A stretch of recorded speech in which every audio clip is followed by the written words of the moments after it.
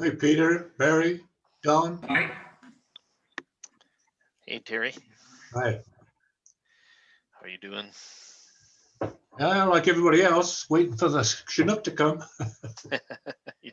It's coming. I'm on my I'm actually at work, Peter, so I'm on my phone. Okay, I was wondering whose number it was. Perfect. Thanks, Amanda. Okay.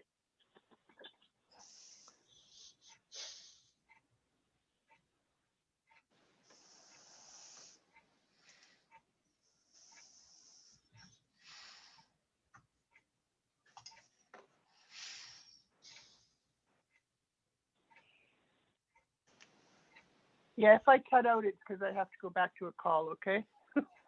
Yeah, no problem. Okay.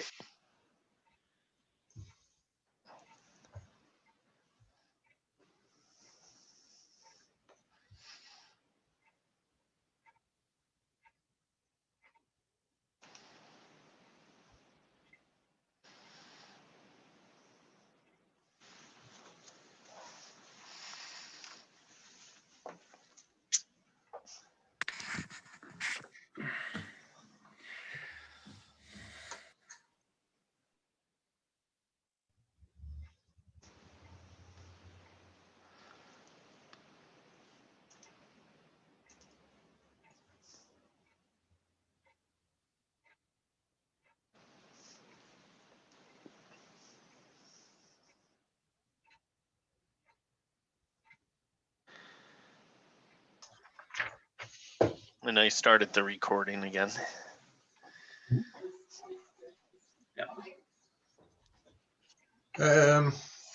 Next item is adoption of the agenda. Anybody got any additions or changes?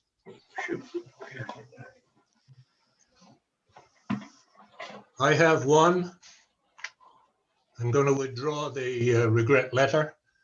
It might be, I'm going to leave it for now. Let's put it that way. So we're not going to deal with it tonight. Okay. I talked to Mandy, and that's okay for now. A motion to accept the agenda as amended. I will. Pam, second. Jen, Jen, thank you very much. Anybody not in favor? Hearing none, that is adopted. In your package, you have minutes of the last meeting. Any errors or omissions in the minutes? Nothing to be adjusted, everything's good. Motion to adopt the minutes of the last meeting. Don, second.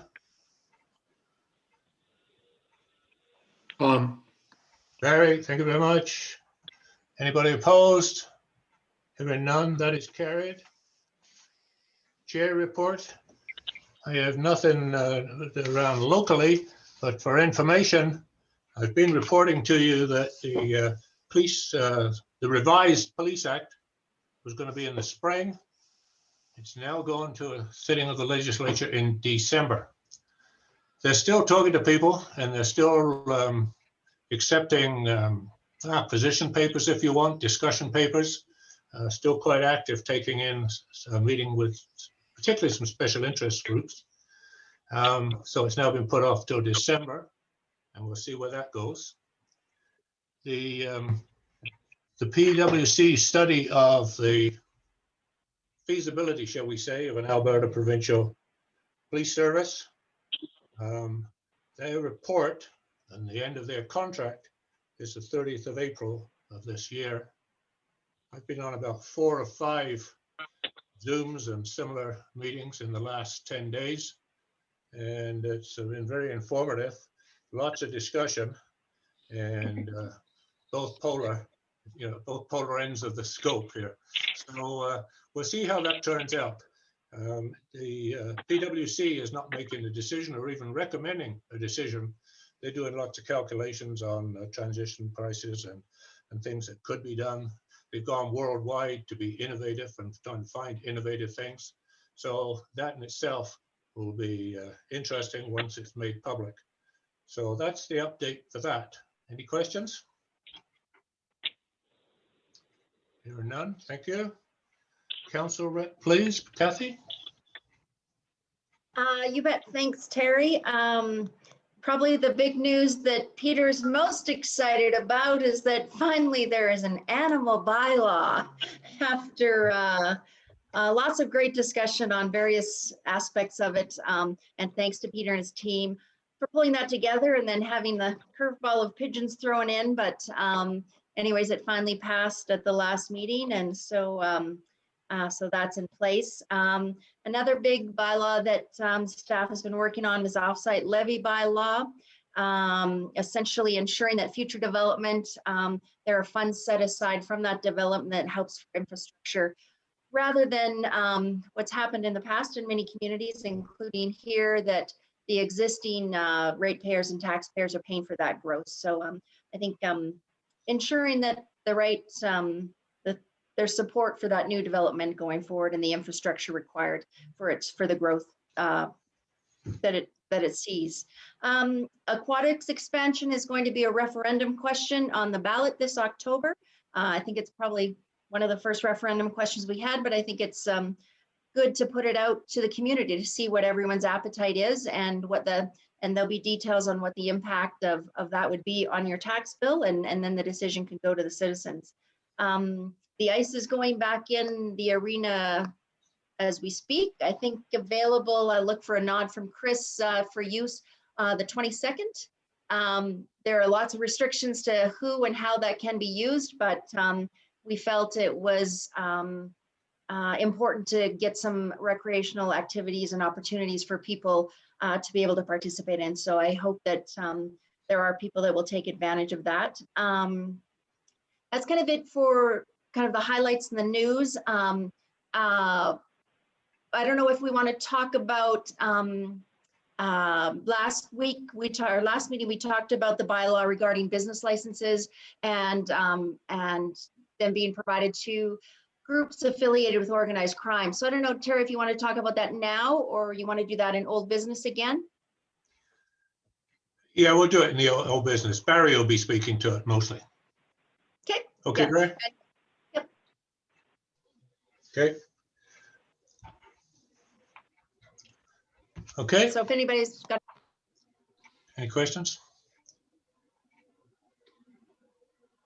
Hearing none, Kathy? Thank you very much. Next is Greg, please. Not overly busy last month. About 306 calls for service.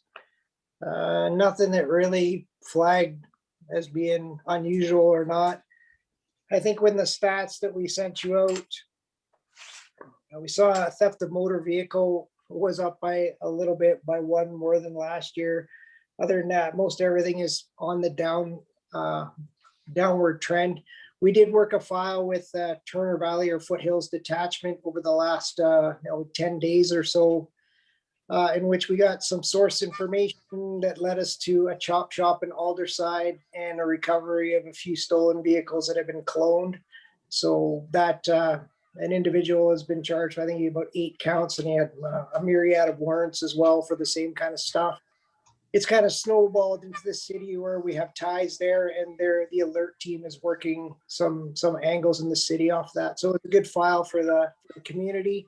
Not so much a High River proper file, but we had one of our members was the affiant for it, so we wrote all the warrants, and another one was the exhibit handler. So good job, actually, by both detachments coming together. We used auto thefts, the crime reduction unit out of the Southern Alberta district, the heat team with Calgary City. So it was a pretty good little file for us. Over the last week or so, we've had a lot of changes to our management structure. So Jason, we expect him back by April 1st. The sergeant has been named in Claresholm, so he's on his way back. The fellow that's coming is not selling a house, so he's already meeting with mayor and council, so we fully expect Jason to be back on the ground soon. We lost Blair Schneider, has been transferred to NWest, so he's going to go to the National Weapons Enforcement Team in Calgary. So he'll be with us for another month before he departs. We were very fortunate. We kind of went to staffing and asked for a favor, and we're going to be getting Tiffany McGregor from Turner Valley as one of our new corporals. So she's going to lateral across, which is perfect. She stops work one day and is with us the next.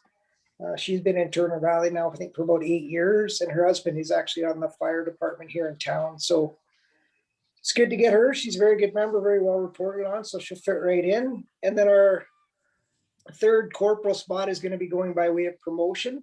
So it's at the National Promotion Unit right now, and we expect that to be advertised in the next probably couple weeks. I would expect it'll come out. So we have a house full of eligible constables here, so it should be a good piece for development for a few of our people here if somebody can get one. We'll see. Constable McEachern has been on mat leave for 18 months. She'll be back next Thursday. So that'll be nice. I think I mentioned before, but Constable Bursey, they have an opportunity usually throughout the year to do relief for the northern members on the 2-man posts. So it has to be manned all the time. So they do 1 month relief stints, and Kristen is going to go up to Kimmeroot for the month of March and do some policing up there. Happy to see we have our ME job has been posted, so we're looking to see where that goes to fill our third spot. I believe it's March 11th would be the first radio show that's going to go off for us. So we're going to get the questions sent in, I believe, the day before, and then we'll do some prep for it and have that underway. And Peter has the policing survey out, so we're looking forward to getting the response on that back. And I think we'd had a pretty strong response already, if I'm not mistaken. So that's really good, especially with COVID, and it's a little more difficult to have your face-to-face interactions and your council groups. That was something else I was thinking about, but yeah, so business is pretty good. We're not overrun. The cold weather for the last 10 days or so kind of takes the life out of crime. Usually it's a little bit slower, so that's been good. What I would like, does everyone have access to my email here in the group? Like everyone has it? So what I'd be asking for is, I know I had discussed before when we plan for the next year, our annual performance plan for Miracles Never Cease, the RCMP is in its infinite wisdom has decided that the town should actually decide what the priorities for policing are instead of making them district-wide. So we will actually have a plan this year that is specific to our community. And more so now that we don't have the rural component, I think we can certainly focus. So what I would request from everyone here in the committee is if you want to reach out to me by email with what you perceive are the issues that we're dealing with, or something you'd like to see maybe addressed, and we can put that into our list for planning purposes. Not to say that we're going to be able to address every issue, but it's the more people we have that are putting input, it is the better. I plan to meet with enforcement services here as well, and I'll be hitting up the council in general just to see if they have any thoughts as well as to where we need to go. And on top of that, obviously with the detachment, just based on the numbers and statistics that we've gathered over the past year to see, what we're focusing on, what we're working the most on, and how we want to address it moving forward. So we have to have the new plan in place by mid-April. So now's the time for us to be gathering our data, and hopefully here by the end of February into March, we can start formulating some plans for where we want to go for the year. I think that's all I got, unless you have any questions. Yeah, good. Thanks, Greg. Any questions? Comments? Good idea, though. I like the fact that you're going to have priorities based on the town High River and not what somebody else is trying to tell you what your priorities are. It's been a fight for us for ever since probably 5 or 6 years. Every time I've been doing one of these things, we always go to district and say, well, that's a priority for you. Why is it a priority for us? So they're giving us some free rein this time, which I think is good. It's proper. It's what it needs to be, because every community has its own needs. So yeah, it's really good. Good. Any other comments, questions? Peter, can I ask you to have Angie send everybody Greg's email? I think some of us have it, but maybe some don't. Would that work? Yep, I can do Okay. that. Thank you very much. Okay. Thank you, Greg. Next item, admin bylaw, please. Yeah, thanks, Terry. Just let the group know, Fred just joined us. Hopefully, Fred, you weren't waiting too long in the waiting room. I just saw you now, so. Oh, it's good. Welcome. Not a lot to update.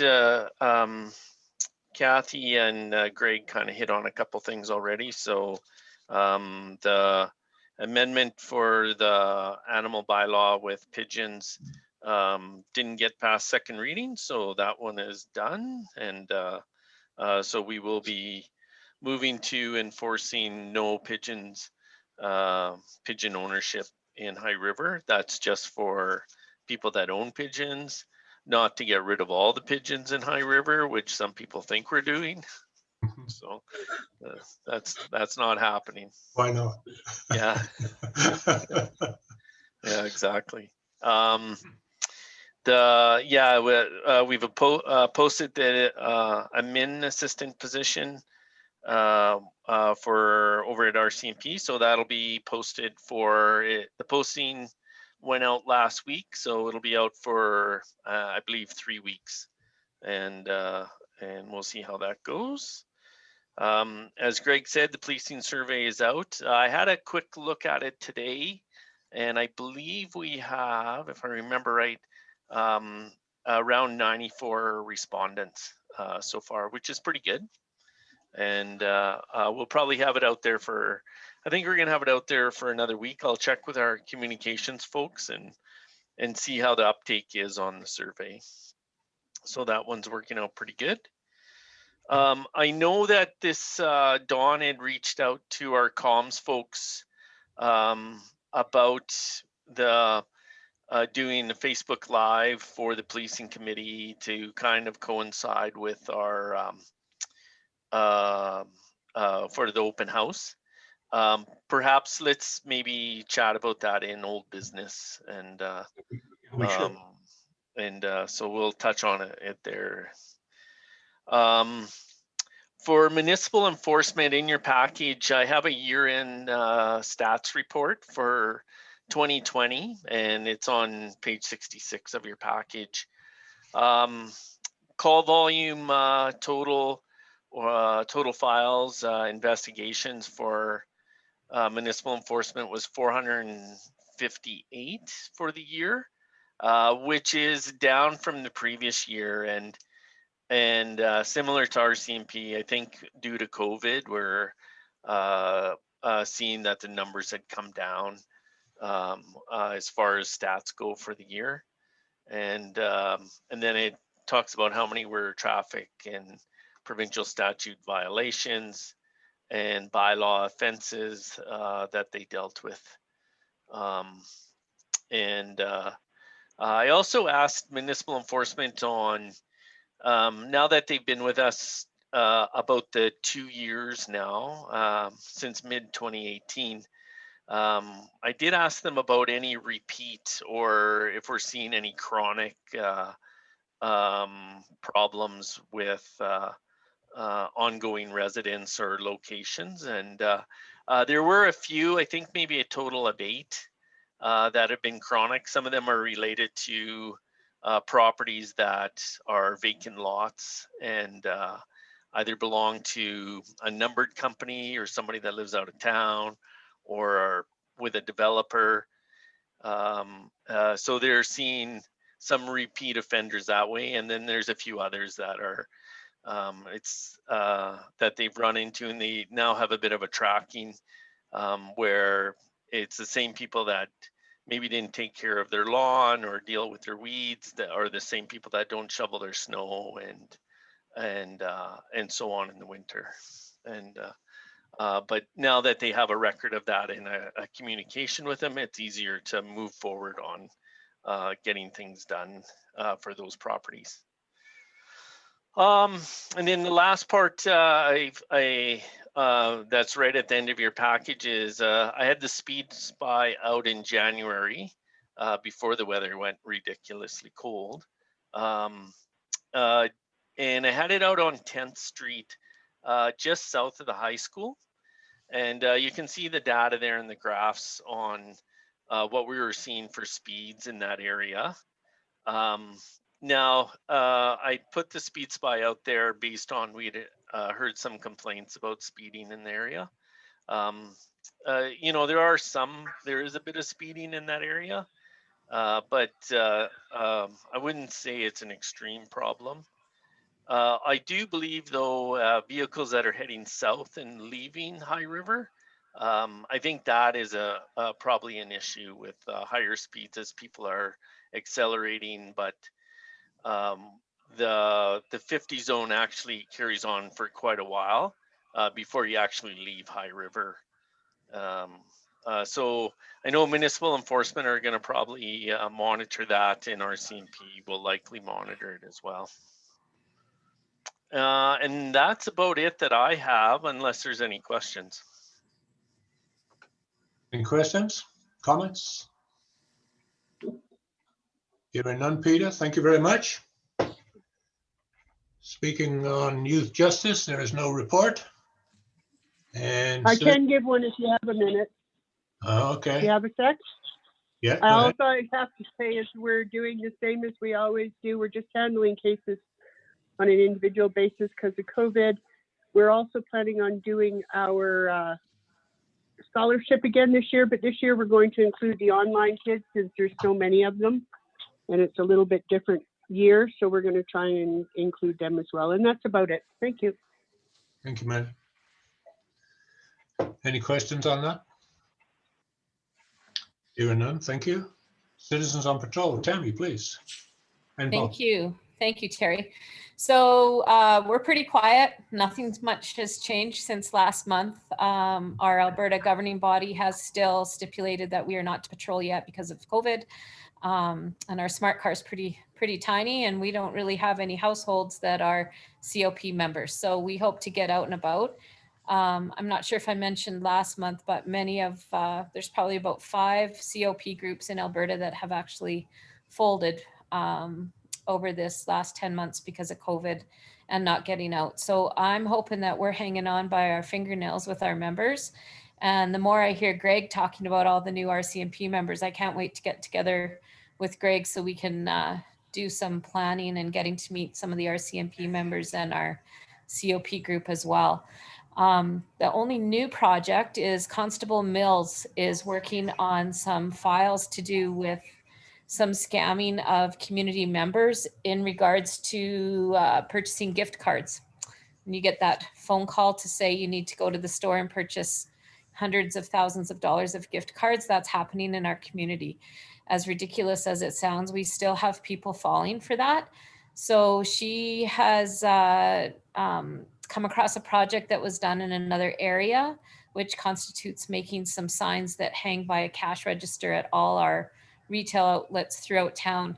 And basically, I don't know that you'll be able to see it, but it's just a stop sign. Yeah, there's too much reflection, but basically it's a stop sign that says, don't be the victim of a telephone scam. If you are buying gift cards to pay for fines, a loved one in trouble, utility bills, taxes, please stop. It's a scam.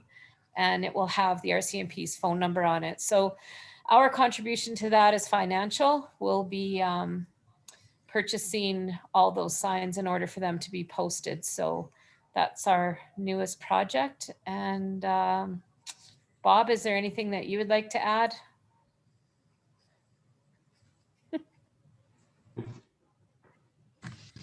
Apparently the space bar isn't going to work for me. No, I think you covered off everything. It has been pretty quiet, that's for sure. Yeah, so we do hope to get out and about patrolling soon. I don't know where we'll follow under those steps, but as soon as we can get together and be in a vehicle, it doesn't have to be our smart car. Our smart car looks like it's probably frozen solid anyway.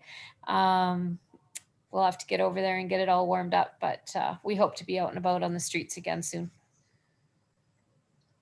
Thank Thank you. Any questions, comments? Not seeing none. Thank you, Tammy. Thank you, Bob. Next item is old business, and I think we'll use that opportunity for, I see it was called the cow meeting last time, which Barry kind of amused me because of cow and Dairyland. What's that? It was called the cow meeting last time, so we'll use that again this time. But it made me smile in the minutes there that it was a cow meeting and it was organized crime, and I was thinking of Dairyland. Okay. Hey, Terry, I just thought of something as we're, I guess, well, the others were speaking in relation to what Greg was saying. And I'm just going to throw this out there, and it's just something to think about. As part of our bylaws, it does say that that we develop in consultation with the detachment commander an annual plan of priorities and strategies for policing in the town of High River. So if we're kind of doing what Greg suggested by each one of us sending him an email, is there any value in us, I guess, as a committee submitting what we think the priorities and strategies should be? I'm not looking for an answer, Terry. I'm just throwing it out there. Okay. Would there be more value, Greg, more weight put on it if the committee brought those, I guess, priorities to you as a committee, or do you want them individually as me as a member of, I guess it's the resident of High River, or do you want something from our committee? You know, I don't think it really matters whether it comes from the committee as a whole. You know, just because you guys are part of the committee and we're addressing policing issues and safety issues in the community, it gives you probably some better insight, and that's why I would request information from this group, because I think you have a broader view of what's actually occurring in the community. As far as that goes, it'll be obviously in consultation. When I come up with planning, it's going to be in consultation with the town or with council. I'll be dealing probably primarily with Peter, but we'll sit down.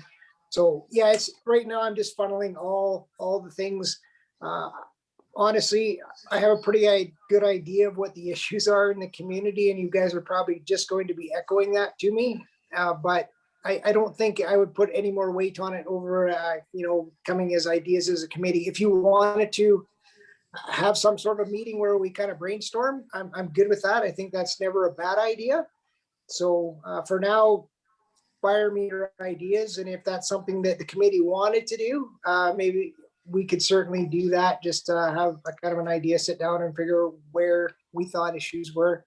I think we'll end up at the same spot probably, but I wouldn't say no to brainstorming. Brainstorming is always a good way to get good ideas. Okay, Terry, I just thought I'd mention it too, because it does mention it in the bylaw that's part of our it's part of our job or our mandate. Okay, thanks. Kathy, you wanted to speak to the cow meeting. Yeah, just wanted to have a little deeper conversation about that.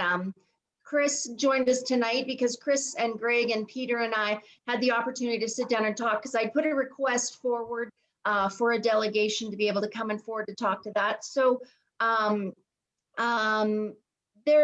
think there are some limiting factors to the bylaw that I think we should just discuss. One of those being that the town does not have access to corporate registries. And so if we get a business license for a numbered company, we don't have any recourse for tracking who that company is or who the owner is, and who they might be affiliated with, being one thing. Greg talked a little bit, and I'll let him speak to the difficulties around enforcing it, or Peter, from the municipal side.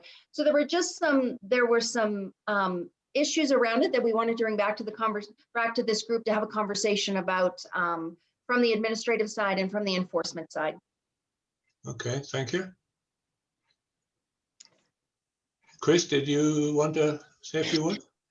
Yeah, from our perspective operationally, for how we issue business licenses, our process is quite simple. You submit an application, it gets approved. and it gets signed off. And it's usually done by the CSRs at the front counter most of the time. Unless it's a home occupation where it requires a development permit, then it'll go through the planning department and the building inspection services process. But if it's just simply a street vendor on the street, we'll typically ask for their insurance, having us additionally named, as well as the business license. And if it's part of a festival of some kind, it will either fall underneath that parent business license for the overall festival if that's taking place, or they'll have individual business licenses, which will be just issued based upon that special event. So for us, trying to police that, especially with the real push in the province to reduce red tape, and we have to submit reports on reducing red tape in order to get some of our funding, it becomes a little bit of an issue for us, adding another layer of potential review from that perspective. The other aspect of things, we don't have access to that information. It's intelligence based through the RCMP, as well as the corporate registry information. If it's a numbered company, we would not be able to get who owns that or any of that information either through that process. So it poses some challenges for us operationally as issuers of the business license, and we wanted to make sure we had a good discussion about that before this went too much further, so that you were aware of some of the issues that we would face. And significant hurdles, to be quite frank, because we would have to change our whole process of issuing business licenses for the entire communities. Okay. I'll open it a little wider, but Barry, have you got anything to respond? Well, after bumping into Kathy this afternoon, I did a little more research on it. So the only thing I'm not, Chris, the only thing I couldn't find online is in relation to the show and shine, the event. How are vendor permits, I guess, given out? Like, how do you get a vendor permit? Is that done by the event itself, or does that go through the town? That one, I wasn't here for that show and shine, so I can't comment on that specifically, but I would suspect that it was probably as an overall business license for the show and shine, as an event permit for the event coordinators. So do they have to get does it fall under a temporary business license under the town bylaw? Yeah, more than likely. Okay, Yeah, that's correct. I had a look at the list afterwards, and so each vendor goes and gets a temporary business license to set up their pop-up, and so we had a look at the list, and honestly, it was just numbers and names and companies, some that we recognize because they're local. But the one particular one that was tied to the motorcycle gang, the only way we knew is I sent the list to Jason. He sent it to Ryan, and he was able to recognize the business number and the name with it. But that's his area, right? He does motorcycle gang with the RCMP. So it would be impossible for us to monitor it ahead of time, because there's lots of pseudonyms and other businesses that they could fall under that we wouldn't see, nor is it illegal to sell the product. And Greg can speak to it more on the enforcement and the legality. He's done quite a bit of looking into it, and but yeah, from a bylaw standpoint, it would be a very difficult one to move forward on. Mm-hmm. Okay. Anybody else? Any comment? Well, I'll tell you again, just quickly looking, doing a quick research before the meeting here when I found out it was going to be put on the agenda. So what they do in Ontario, Norfolk County, so they have a large event there that's attended by, it's a motorcycle event, so a lot of people would attend that event. So they have a business, I don't know how to show it to you on Zoom, but anyways, they have a business license application for that event, right? Similar to what Peter probably described. So you fill out the form with all your particulars on there, but then there's an acknowledgement part at the bottom. It says, I acknowledge that no sales are permitted by those that are associated with organized crime or a group that is reasonably assumed to support or condone a culture of criminality or lawlessness. I agree that Any display or sale of merchandise or paraphernalia in the contents will result in a charge of trespass and immediate revocation of the license. And then they have under their, I guess, their business license, they have an appendix that deals with that event. All right. So then every applicant shall file with the application a written statement fully describing the goods, services, or foodstuff that they intend to sell, that each applicant is required to acknowledge their awareness that no county land will be utilized, rented, or sub-rented to groups that are associated with organized crime or a group that is reasonably to extort, support, or condone a culture of criminality. So you wouldn't have to do any pre-screening, I guess, Peter, is what I'm saying, is that when they fill out their application form, they have to sign an acknowledgement that they're not allowed to do that if they want to sell paraphernalia associated with organized crime. And then they have an appendix to their bylaw that basically addresses that. So Barry, that's entirely different. What you've just described is entirely different than going through a business license vetting process. So let's be clear. We're talking about two different things here. We were under the understanding that it was going to be a business license vetting process and not to issue a license to a specific business that had criminality affected to it. If it is simply a disclaimer on the bottom of a special event application form that states that based upon the information that the event organizer is putting forward, that they don't think anybody or any of their vendors, that is an easy change to a policy rather than a bylaw.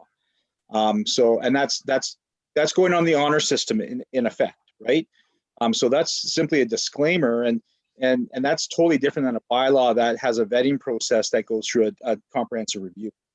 So if it is simply a disclaimer, then that's something we could potentially discuss. Now, it's still not enforceable from our perspective, but we'd certainly, if there was criminality that took place at an event, that event would not get their special event permit in subsequent years.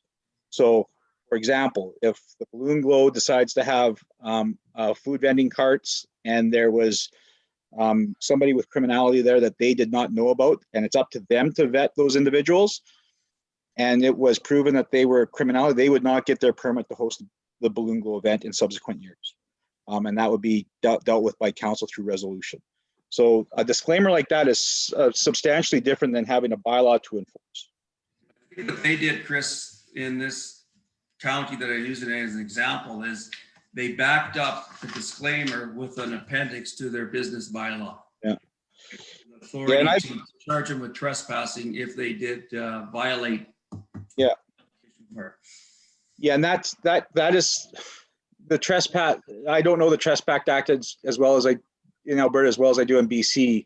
I know I've gone through this in BC a couple different times, both in the Okanagan motorcycle rallies, and which has got a heavy Hells Angels effect to it, as well as in Invermere with the show and shine. And we've had some questions, and we've gone through the constitutionality of some of that stuff, especially on the bylaw side.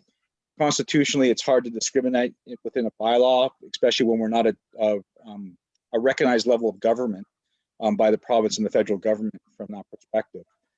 So we have a difficulty putting stuff like that. But a disclaimer within a policy is so easy to do and much easier for us to take care of and support through resolution of council to say that event's not taking place. Now it affects the whole community, not just that one business. So that event organizer is going to be held responsible for whatever may take place on criminality if that disclaimer is added to our special event permit. So that's fundamentally different than a bylaw because it is policy, not a bylaw. Okay, thanks, Chris. Anybody else want to chip in here? Comments, questions? Just so, as we were going through it, just a couple things that we were looking at. So I was researching around for, do we have bylaws that are in effect? Not so much. I haven't found anything in Alberta. Our biggest authority in Alberta as it comes to outlaw motorcycle gangs or organized crime is section 69(1) of the Gaming and Liquor and Cannabis Act, which is for licensed premises. So we can ask for the removal of any person from a licensed premise. If you're wearing your colors, you can be asked to removed. If you don't comply, you can be ticketed. So that's kind of what we have. If you seek to say you can't possess colors are like even just like Support 81 shirts or Big Red Machine shirts, There's no illegality for that. Like it's not against the law to possess. So would you be wearing them? Would that be an issue? Would you be carrying it? Is selling it even an issue? You'd have to be very specific in your enforcement. There are people out there that really don't, and I'm not saying this is the case. If you're vending it and you're selling it, you're associated. We get that. But there's a lot of people out there who have no idea what they're even buying or wearing. They just think it's a cool thing. I like the idea of the disclaimer. What I suggested was, because Ryan Delin knew the company just based on his experience with many years working in the OMG section there. So that's how it got flagged right away. Certainly, I would argue that if we see a vendor setting up, selling any kind of support gear at a function, that I would be going or sending my guys to go and check their business license, who's selling the stuff, make their experience of coming in and selling their wares a little more uncomfortable than it should be. But yeah, I think it's a tough one to get for the prosecution side. Even our Section 69 powers, the prosecutions have been difficult with that. It's not to say there's not stretching room, but I agree the bylaw side is a little different. We're dealing with your gaming and liquor legislation is a provincial legislation. And then we're looking at a bylaw, which by and large, we try not to charge under as the police. And then we have to have somebody come in and prosecute it, because we don't have prosecutors for it, and Crown prosecutors usually won't touch a bylaw in a community. So that's another issue with that. But I like the disclaimer idea. I think that puts people out and lets them know what are you selling, and then we can certainly deal with approaching them. I think if it hampered your ability to have your event the next year, you would probably be very, you would vet carefully, I guess, or make sure that you weren't going to be not having your event in the next year. Okay, thanks. Anybody else got a comment or a question? So where do we go from here? We were planning to have a meeting. Should we still have a meeting to thresh out the disclaimer, or do we need a meeting? I think there already was a meeting. Well, I know, but do we need it now is my question. Okay. I mean, I'm quite prepared to have a meeting if it's necessary. Chris, what do you think? Well, I think, why don't you leave it with us, and from a staff perspective, we'll bounce it around and see what we can come up with wording. Barry, if you can email us that wording from Norfolk County, substantially different legislation than what governs us, for sure. But send that to us and we'll take a look at it and see if we can wordsmith something for our special event permits. And see if there's something. We have lots of disclaimers on almost every other permit about all sorts of different things. Building permits, we have disclaimers that state about liens and under the Lien Act and all those types of things too. So that's maybe, if it's a disclaimer, it might be a simple administrative task to add that disclaimer to a bunch of our applications. That doesn't have to require a bylaw enforcement or a bylaw being drafted, and it's simply transferring the responsibility for those event organizers to assure us, whatever means that they feel comfortable in, that there is nothing illegal taking place at their event. And then that transfers the responsibility and some of the due diligence off our shoulders and off the RCMPs. And if there is somebody there, Greg's certainly assured us that if there is a business that is linked to criminal activity, that we would make it very uncomfortable. And that's been a very good approach wherever I've worked, is the RCMP have shown up and made it very uncomfortable for those people that were doing illegal activities. And in Peachland, when I worked there, we had a big biker rally on a regular basis, colors all over the street. And the RCMP were in full force there on a regular basis. And same in Invermere, big biker rally there held every July long weekend, and the RCMP bring in extra bodies because there are quite a few colors there as well as part of that biker rally. So I think a disclaimer is an easy one that probably doesn't require a lot of conversation with council or a bylaw to be drafted and be consulted with the general public. Certainly we would need to inform council through a process, but that's and inform those special event permit holders, but that's an easy conversation to have. And Kathy, I would just add, sorry, Chris, a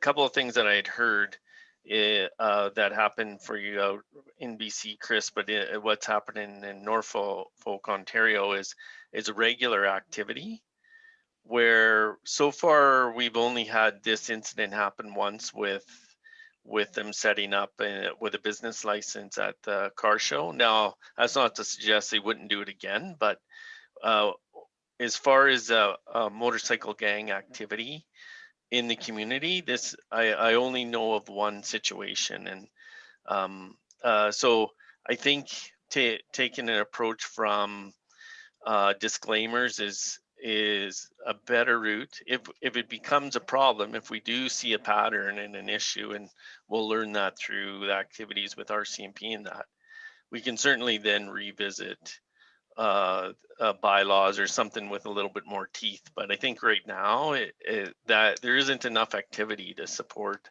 really putting a bylaw towards it. Okay.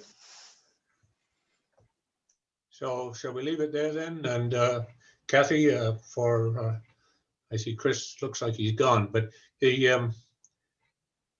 we'll leave it for Peter or yourself to get back to us if we need a meeting, and we'd be glad to do that.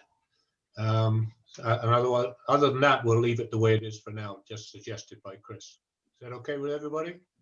Don't need a Yeah, motion. I would suggest that before that's finalized, that, as a courtzy, that that wording comes back to this committee. Just you're the ones that brought it forward, and to Yeah.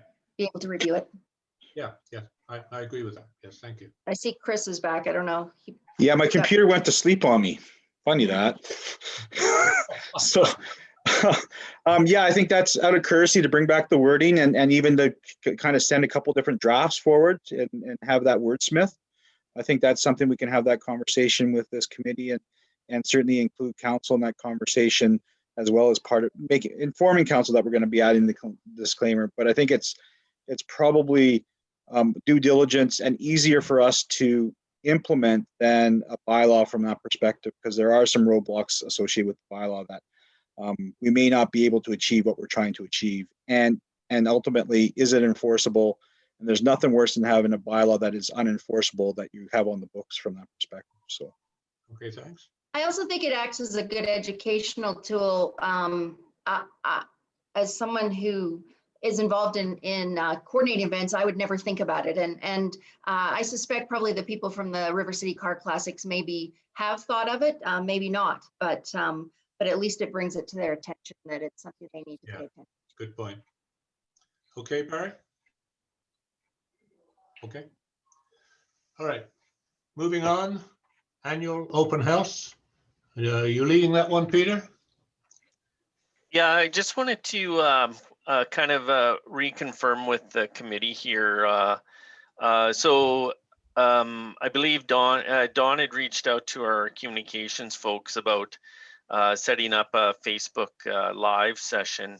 The communications team were under the impression about making this committee meeting a Facebook live, so they had some questions about that. I don't think that was the intent, but I just wanted to confirm that the committee wasn't looking to have this particular meeting as a Facebook live. No. No, okay. No. Oh, it's supposed to be for the open house. Yeah, so, and I think that still can be done. Their recommendation for Facebook Live is to do like just short little snippet pieces, 10 minutes long of Facebook Live. There could be more than one. And they're happy to do that. What they'd want from their end, and just bear with us because they've been busy with our website, but they're happy to help with it as long as you set up some dates and times. And if they have dates and times, and they'll be happy to come out and then do a Facebook Live. So be that with Terry and yourself, Dawn, or anybody else from the committee, and then just kind of figure out what you would like to talk about in those time frames. Does that kind of hit where you're thinking? kind of thought we were going to do more of a one-time thing, but I'm not, I'm not opposed to doing a series of them. Okay. Peter, from the research that I've done, you can hold up to 90 minutes of a session. You can, but they do caution, the way with Facebook, it's better to do small, short little pieces, and it'll hold your audience longer. You catch them on a few things and get them thinking about some things, and then they'll come back. If you have it too long, you'll lose their interest, and unless it's a topic that everybody's interested in. For example, if it was about the Eastern Slope coal and you have the mayor talking, and you probably could run that one longer because people have a vested interest in it. They want to know. Or if they're from policing, if there's some ongoing crime related item that people are very interested in, then yeah, you could probably go a bit longer, but generally they find the shorter the better.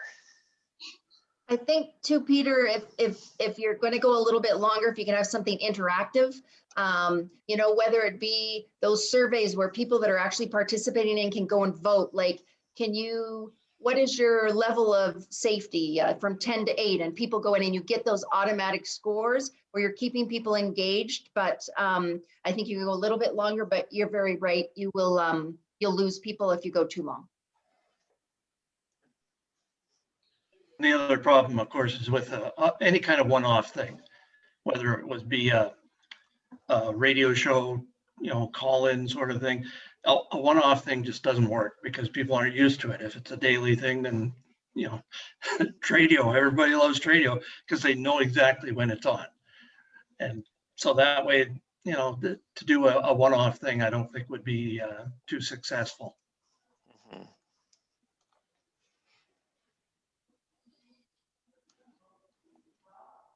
So that means we're not doing it, or we are doing it?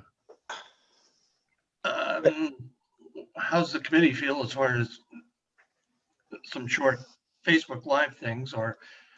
We do have Jill coming in once a month, and we'll be advertising that and letting people text in their questions or concerns or issues, and then she can address those when she comes in. Yeah. So, we do have that avenue to go as well. Yeah, okay. So when would we be doing this? Do we have a date or day of the week, or? So Don, you said Jill comes in once a week or? Once a month. Once a month. And then is Greg coming in also? There wasn't a plan for Greg to come in, but we can certainly talk to him about it. Okay. Yeah, I don't know if there's value in having Terry and Greg and just talk about policing in the community.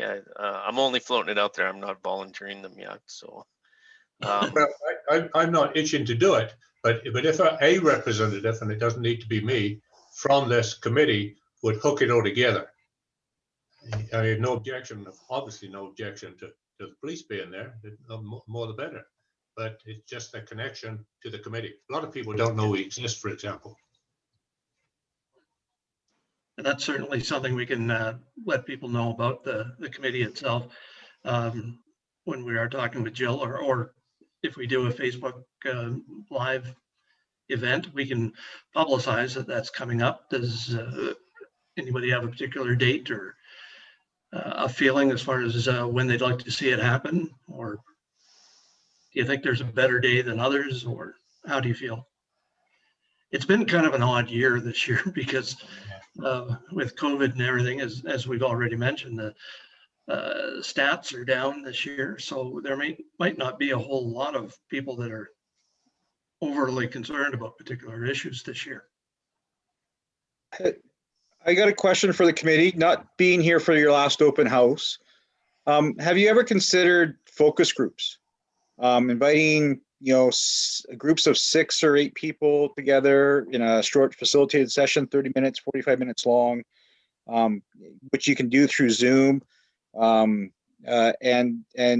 have breakout rooms from that perspective, and try and engage them that way to pull.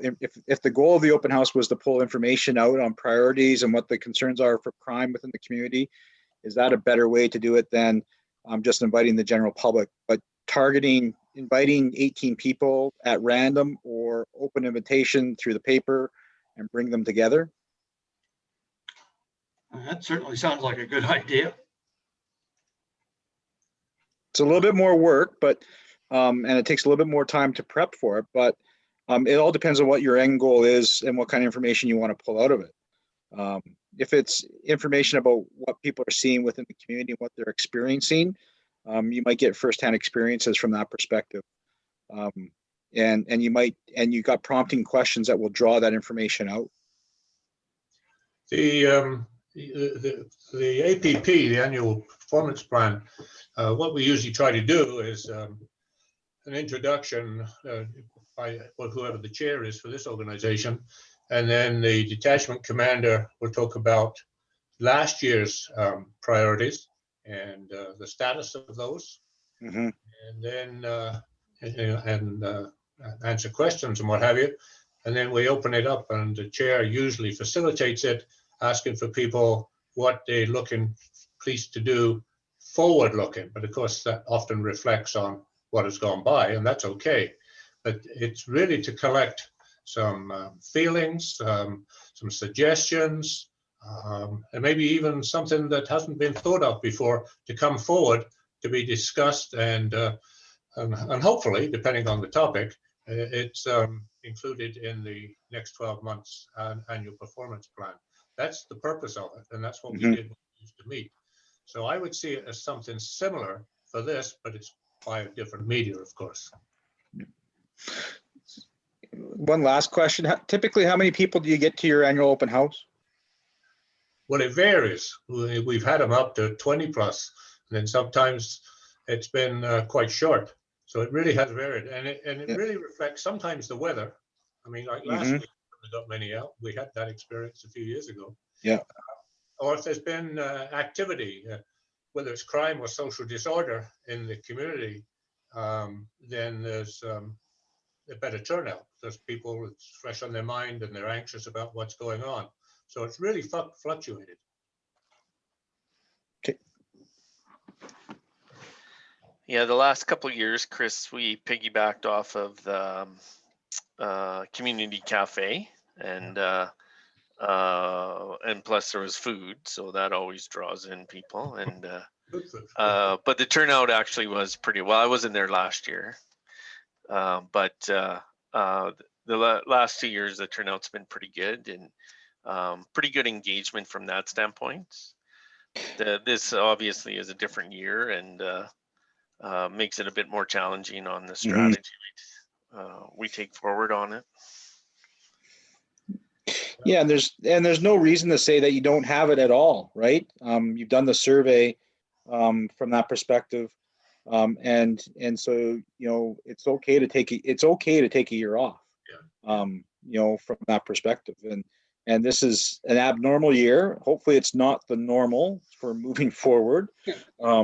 But who knows what's around the corner, right? There's all sorts of different ways to engage the public and different ideas, and it all depends on what you want to pull out of them and what kind of information you want to share with them. And so if it's more of a meet and greet, then an open house is probably the most appropriate way. But if it is targeted information about priorities with policing within the town, maybe focus groups, the survey combined are two other methods to utilize from that perspective. So, kind of on that vein, Chris, I was thinking, as a committee, we always do these open houses the same time of year, but the way this year is, why not look at doing it in the summer or the fall? Situation might be better for us. We'll have better weather outside. We could even pop up like at a farmer's market or some other event, and use that as a leverage to promote the policing committee. Well, that I'm a little bit of an engagement specialist, so I've been doing a lot of detailed engagement for 20 years, and the tactics that I've used have really shied away from open houses to focus groups, pop-up stores, going to farmers markets, going to large events with a booth, surveys, and those types of things. And open houses have been used to present the information to the public from that perspective. So there's a whole different ways to engage the public, and waiting till the summer is probably not a bad idea. We'll have a better idea what's taking place with COVID. Are we in the midst of a third wave by then, or is it over and everybody's vaccinated by then? Who knows? And probably have more luck winning the 60 million on Friday night than knowing when this is all going to be over. So, so there's different ways to engage, and it all depends on what your target is and who you want to talk to and what you want to gain from it. And but if the goal is to just present the priorities to it, then wait till the summer or the fall even. Okay. And the nice thing about the document is that it's a living document. So what our priorities might be in February, if we had then had focus groups in the summer and we were pointed in a different direction, then we would be compelled to alter our police delivery. Like, you might not scrap everything, but certainly you can always reevaluate. You should be continually looking at what's happening and altering your service delivery to, make the best for client satisfaction and serving your client base. So I think it would actually be a good time of year, because you would have your APP priorities coming up here at this time of year. And it would be a really good point to have an opportunity to reevaluate where we're at and see if we're on the right track. I think it's a good idea. So given that I understand it's going to be not impossible, but tricky to do the one that Don has been talking about there with Thomas, and given that the survey is going, and I've already run into some people who have wasted no time to tell me that they filled it in, and that's the coffee groups that I hang around with. And so should we just rely on the survey this year? And I heard Greg say he was doing some other consultations with different groups, different people, to glean more information. And he, of all people, knows what is required in the APP. Should we leave it there? And then we have time to plan whether it's summer or early fall or whatever works for people. What was suggested by Chris, I think it's a good idea. We've got lots of time to plan it. And our first meeting is September. We usually, run away during the summer. But would that work for people? Anybody opposed to that? No, not at all. Okay. Works for you, Greg? Okay, good. Peter? Yeah, that's good. I like it. Okay, well, thanks for that suggestion. And I think we needed some fresh blood here, Chris. So that's where we go. Thank you for all that have been putting some effort into this, Thomas and Don in particular, trying to work something out there. And Greg, thank you for what you're doing. And we have our next meeting in March, and we should be able to have some report from what's happening at that time, I hope. So we'll leave it there. We're just going to leave it with the survey and what Greg has got planned for this year. Everybody agree? Sounds good. I see nobody opposed. Anyway, good. Thank you. Cam, were you going to say something? No. Okay, thank you. Has anybody got any other business that they've been very urging to speak up about something? Any piece of business that we shouldn't be ignoring? Hearing none. Next meeting, as I just said, 18th of March, 2021, same place, same time. Motion to adjourn. I will. Don, second by Cam. Everybody have a good night. Good night. Good night. Good night, everyone. Coming.